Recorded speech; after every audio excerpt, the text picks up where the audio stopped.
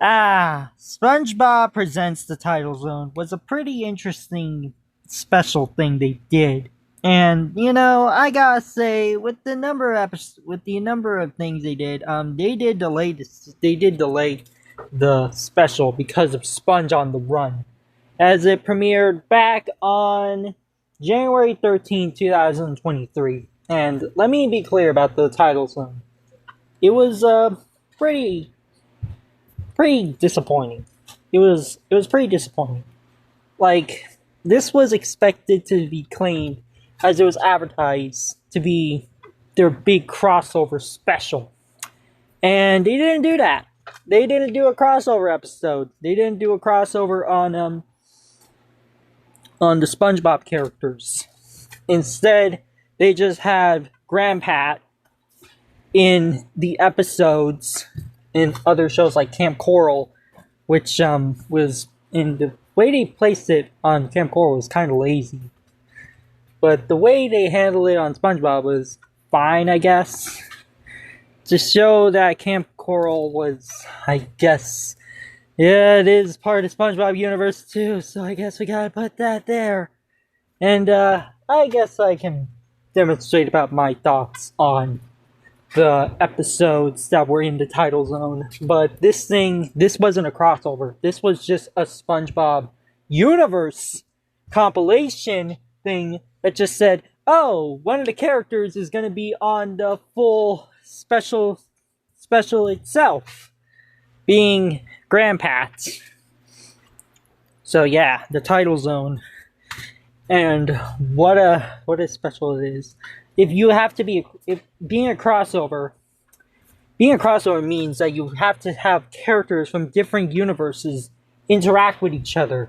And we barely got that. We barely got down the Tidal Zone. But it was pretty special in its own way. However, without further ado, it's time I review all the episodes on the Tidal Zone itself from SpongeBob SquarePants. So here I go. The first episode was Shrinking Stars, and it was a pretty enjoyable episode. I mean, it was about Patrick and the others besides Grandpat to be small. I mean, they had a little fun, and it was pretty wacky. I gotta say, there were some pretty enjoyable moments on that episode, and there was also a time that, well, it was just an average Patrick Show episode. There was nothing that much to have connections with it, though Grandpat did end up to go into certain different universes. Maybe instead of the Tidal Zone, they should have just called it Grandpat Goes into the SpongeBob Universe. That's literally all what it was. Grandpat goes to the SpongeBob Universe. And it tried to be like the Twilight Zone with the French scuba man, which I gotta say, the French narrator, who is well done on it. But Shrinking Stars was alright. It had some pretty enjoyable moments, and it has the characters having their own special little adventure together, it was pretty good on characters. I gotta say, it's probably the best of the SpongeBob episodes that were featured there, which I gotta say is a pretty big plus to it. And the Patrick Show, hey, what can I say about the Patrick Show? It's hilarious. It's so creative. Like, they have rubber hose. They have stop motion. They really can go all in for the animation styles. So I gotta say it's a plus for the Patrick Show episode right there. Next is, oh god, the Camp Coral episode. I'm sorry, but I don't really like Camp Coral. I think Camp Coral is pretty okay-ish, but it has some very troublesome problems. It is just mediocre, in my opinion. It doesn't really connect to me. It's not my cup of tea. For those that actually like Camp Coral, that's fine. But to me, it just did not suit to me. It did not have that same charm as SpongeBob and the Patrick Show had with the amazing creative 2D that they managed to pull out. With Camp Coral, they do it in CGI, and I've seen I've seen other comedy shows done CGI better than this in Camp Coral, if I gotta be real honest. But it was a body swap episode. Oh boy. Look, I gotta say, body swap episodes, they're kind of overhated. But the way how they handled this was just strange. It was just a pretty strange body swap episode. But at least they handled it in the interesting way, like how Sonic Boom did it.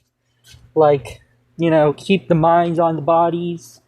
But the bodies just like to say about it that their minds have been swapped. I mean, the only one that managed to do it well, that did it on the other side of things, are Gravity Falls and Cuckoo Harajuku. But for how the Camp Coral did, it was just, compared to Sonic Boom did it creatively. But this, they did it in a very weird way. To have Patrick and Karen swap bodies, which was honestly kind of unnecessary. And yeah, there was that one scene where Grandpa just shows up out of nowhere, which I guess that just happens, I guess. And I do know that the SpongeBob episode came after this, but the Patrick show one, but I decided to go towards the Camp Coral one, though. To see about Camp Coral's episode, it was just it was mediocre at best, in my opinion. And I'm just not into Camp Coral. And yes, I know that Steven Hillenburg, he was aware of the spin-offs. Those types of people would not shut up about it. My God. He was aware of them before his passing. He was aware of Camp Coral. So, it's best not to do stuff like that. Alright, next up is Welcome to Binary Bottom, which that was the second one, but to be fair, I decided to cover Camp Coral first. And Welcome to Binary Bottom, it was a good episode. I enjoyed Welcome to Binary Bottom, but the problem is, it didn't feel like a SpongeBob episode. Yes, it was part of the SpongeBob Universe, but it was not on the SpongeBob episode. It was just the SpongeBob and the others as robots. And they did a chase scene, which it got a bit old. That's my main flaw about the chase scene. When they were chasing, and then there was an android Sandy, the Sandroid, and the others, they have to escape from it. So, yeah. But until then, they then got connected by the Sandroid, which was pretty crazy. It was pretty crazy with the Sandroid. And they had SpongeBob and the others being connected to each other by the Sandroid, and then there was Gary being left out because it was about chasing Gary. Well, Gary was being chased by the other Bikini Bottomites as robots. Oh yeah, there was that one scene with Rube in it. Now that's kind of amazing. But Welcome to Binary Bottom. It as a SpongeBob episode, it didn't feel like a SpongeBob episode. It felt like it was part of the SpongeBob Universe, but it was not a SpongeBob episode because it didn't have the regular characters. It's just them as robots. But it was pretty good, even though it had that one big flaw being the chase scene. Also, it was pretty nice that they had Karen to be a human and not a robot, because she was a computer. She's Plankton's computer wife. So it was interesting to see her as a fish on the Welcome to Binary Bottom episode. The last one being Grandpa Wrinkle in Time. Whatever, Grandpa Wrinkle in Time. And it was crazy. They just wanted to do one more story, and then they decided to do a Grandpat. The Grandpat focused thing, because he was stuck on the universes and he was going into these universes. Like the SpongeBob universe, even though it was them as robots, and the Camp Coral universe. Which I really do not like Camp Coral, honestly. For those that like Camp Coral, that's fine. just that it's not really my thing. But this, it had them going as like, he had to deal with some cowboys, and the cowboy just went with Grandpa, and then Grandpa went with the cowboy, and then, well, I gotta give one good credit about this, and that is the picture you see right here, is it's the Grandpa Sea-Star SpongeBob opening, and that was a pretty creative thing they did. I gotta say, it was pretty unique on how they handled with Grandpa Sea-Star, and how it has been done with the SpongeBob intro.